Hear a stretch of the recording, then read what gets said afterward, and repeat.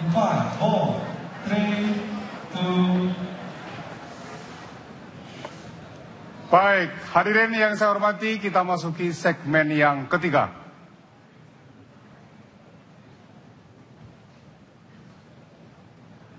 Kita masuki segmen yang ketiga. Segmen yang ketiga adalah pendalaman tema debat. Saya akan mengajukan pertanyaan kepada masing-masing pasangan calon berkaitan dengan tema debat pangan, energi, dan lingkungan. Masing-masing 2 pertanyaan. Waktu untuk menjawab dari masing-masing calon adalah 3 menit. Saya akan memulai bertanya kepada pasangan calon nomor urut 1, Pak Prabowo Hatta. Dalam rangka mencapai kedaulatan energi, kita menghadapi berbagai tantangan. 1, liberalisasi dalam tata kelola energi. Kedua, Pak Hatta tadi sudah menyebutkan subsidi BBM yang terus meningkat.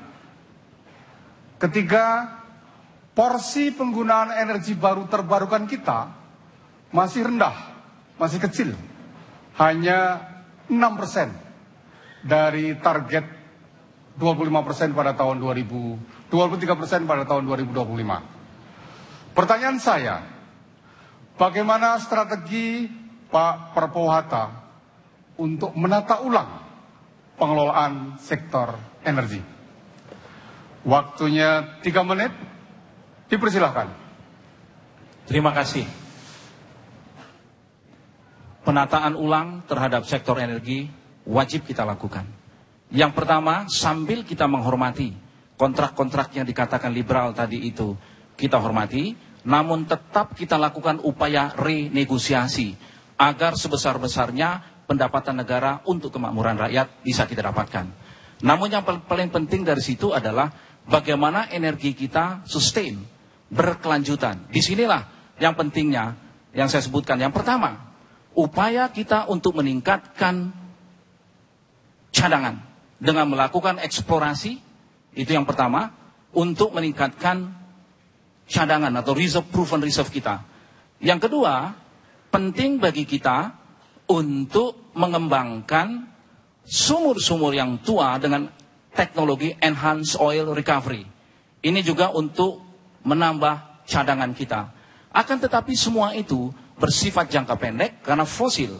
Yang terpenting bagi kita adalah upaya mengembangkan diversifikasi energi dengan utamanya energi masa depan, yaitu energi baru dan terbarukan.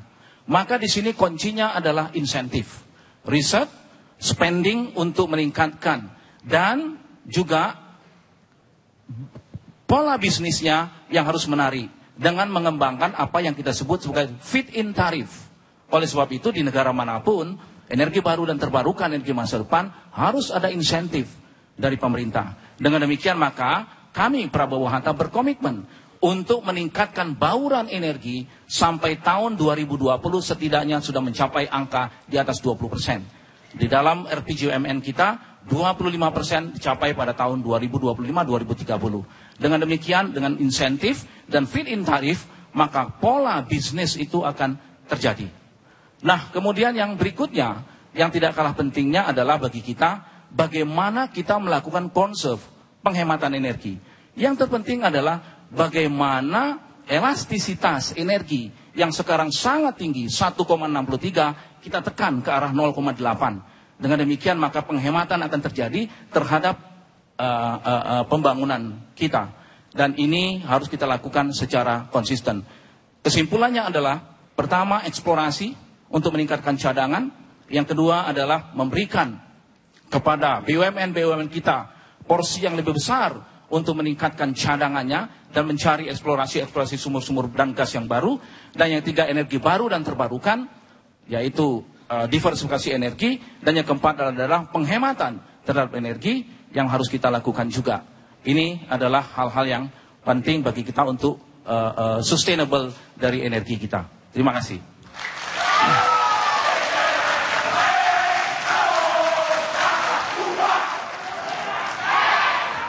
Terima kasih Pak Hatta. Pertanyaan yang sama saya tujukan kepada Pak Jokowi JK. Saya ulang pertanyaannya.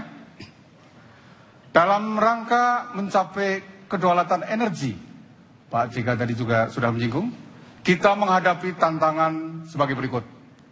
1. Liberalisasi dalam tata kelola energi. 2. Subsidi BBM yang terus meningkat. 3. Porsi penggunaan energi baru terbarukan yang masih rendah. Pertanyaannya, bagaimana strategi Pak Jokowi JK untuk menata ulang pengelolaan sektor energi? Saya persilahkan, waktunya 3 menit. Silakan. Terima kasih. Sebetulnya energi yang kita punyai ini sangat melimpah, baik menyangkut minyak, baik gas dan panas bumi atau geotermal, dan juga energi yang terbarukan. Banyak kesempatan yang bisa kita kelola, kita manage dari situ. Yang pertama, yang menyangkut minyak, menyangkut gas, dan panas bumi. Kita harus berani memutuskan.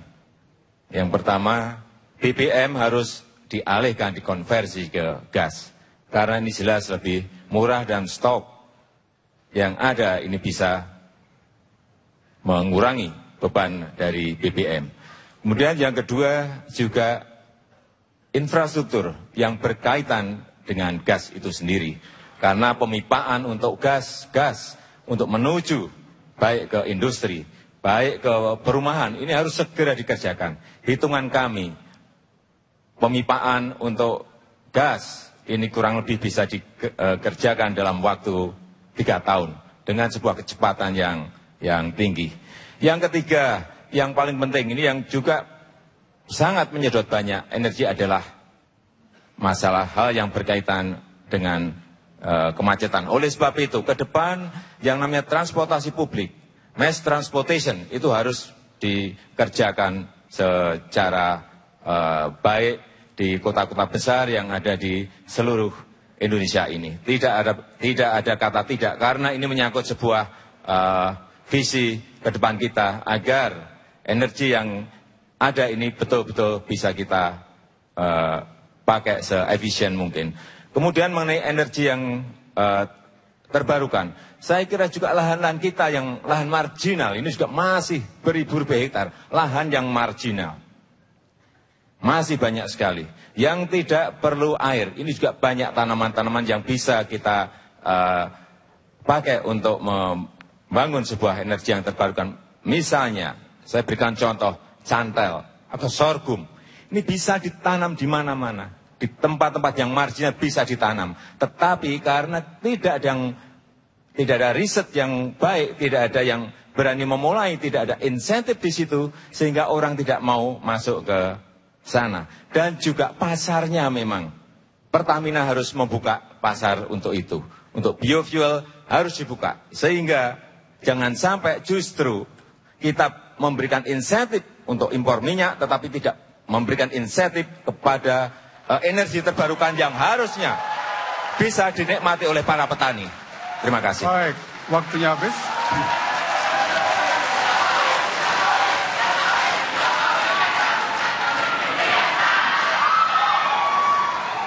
Terima kasih Pak Jokowi. Sekarang menginjak pertanyaan kedua dari segmen yang ketiga. Saya ingin mengajukan pertanyaan kepada pasangan calon nomor 2. Pak Jokowi JK. Menipisnya sumber daya alam dan meningkatnya kerusakan dan pencemaran lingkungan menjadi indikasi belum terwujudnya pembangunan berkelanjutan. Pertanyaan saya, bagaimana strategi Pak Jokowi JK dalam menserasikan antara pertumbuhan ekonomi, keadilan, aspek sosial, dan pelestarian lingkungan? Saya persilahkan untuk menjawab, waktunya 3 menit. Dipersilakan. Ya, mestinya kita harus menyeimbangkan antara kepentingan ekonomi, kepentingan hajat hidup masyarakat, dan juga kelestarian lingkungan. Ketiganya ini harus berjalan paralel, berjalan beriringan, sehingga akan kita peroleh sebuah kemanfaatan yang melestarikan juga. Bukan hanya urusan ekonomi, bukan hanya urusan hajat hidup masyarakat, tetapi juga kelestarian lingkungan ini tetap bisa kita jaga. Jangan ada yang dinomorsatukan yang ini dan dinomorduakan ini. Semuanya harus berjalan secara paralel. Dan kita tahu semuanya, sekarang ini hutan kita rusak. Daerah aliran sungai kita juga rusak. Kemudian terumbu karang di pantai kita juga rusak. Karena apa? Kita terlalu mengejar pertumbuhan ekonomi dan tidak memperhatikan kelestarian lingkungan. 3 hal itulah saya kira yang harus kita jalankan secara berkesinambungan, berkelanjutan, sehingga betul-betul bahwa lingkungan kita ini bisa kita jaga. Karena ini adalah yang akan kita berikan kepada anak cucu kita. Kita tidak bisa lagi berteori. Kita tidak usah lagi menyampaikan hal-hal yang muluk-muluk. Tetapi apa yang sudah kita ketahui, segera kita kerjakan, apa yang kita ketahui segera kita laksanakan, dan apa yang kita ketahui segera kita implementasikan. Karena kekurangan kita sekarang ini memang melaksanakan. Merencanakan sudah banyak sekali, tapi melaksanakannya kita yang kurang. Oleh sebab itu menurut saya yang paling penting sekarang melaksanakan. Pak Jokowi dipersilakan. Pak JK dipersilakan. Antara ekonomi dan lingkungan yang bisa menyesuaikannya adalah teknologi.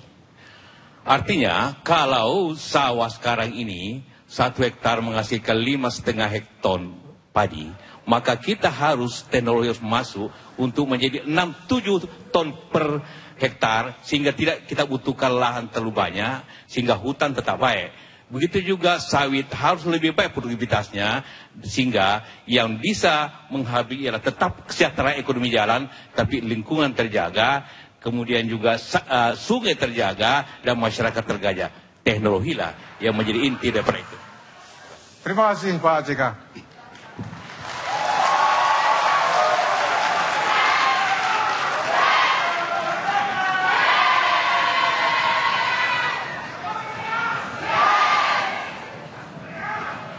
Pertanyaan yang sama, pertanyaan kedua yang sama, saya ajukan kepada Pak Prabowo Hatta.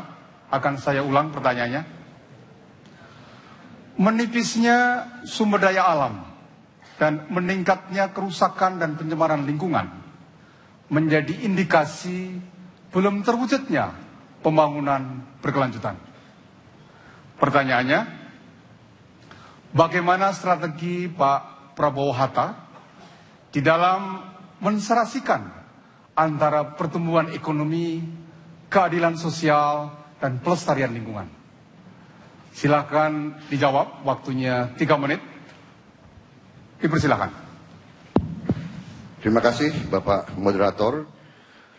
Masalah kerusakan lingkungan tidak lain juga adalah dikarenakan oleh daya dukung bumi kita, daya dukung wilayah teritorial bangsa kita sudah sangat-sangat berat untuk menampung ledakan penduduk. Jadi Indonesia, negara yang kita cintai ini, tiap tahun kita harus menerima tambahan 5 juta warga baru. Tambahan penduduk kita 5 juta tiap tahun. Berarti 5 juta mulut baru. Kita harus siapkan makan, siapkan semua fasilitas yang dibutuhkan oleh seorang warga negara. 5 juta tiap tahun. Ini yang mempercepat proses kerusakan lingkungan. Juga dengan kurangnya regulasi atau pengawasan, tambah mempercepat lagi kerusakan lingkungan itu. dilema bagi kita, bagaimana kalau kita tidak mempercepat pertumbuhan, bagaimana kita menciptakan lapangan kerja. Jadi ini dilema.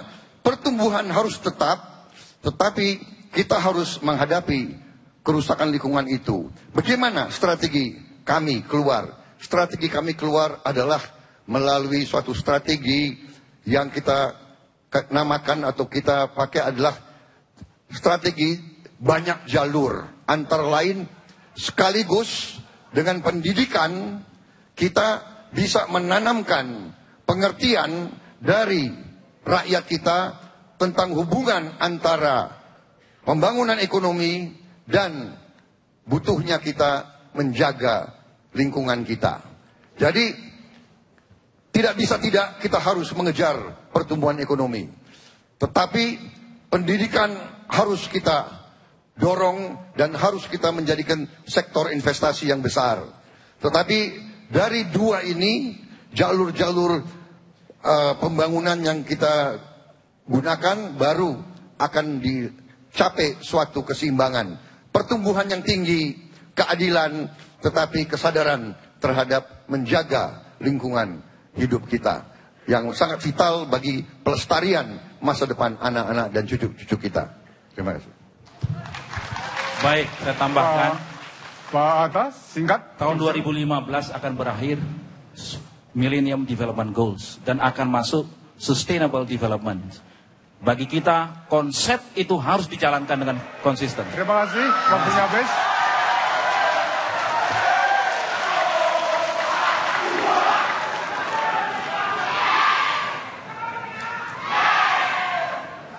Terima kasih. Kita akhiri segmen yang ketiga. Kita ikuti jeda berikut ini sebelum kita memasuki segmen yang keempat.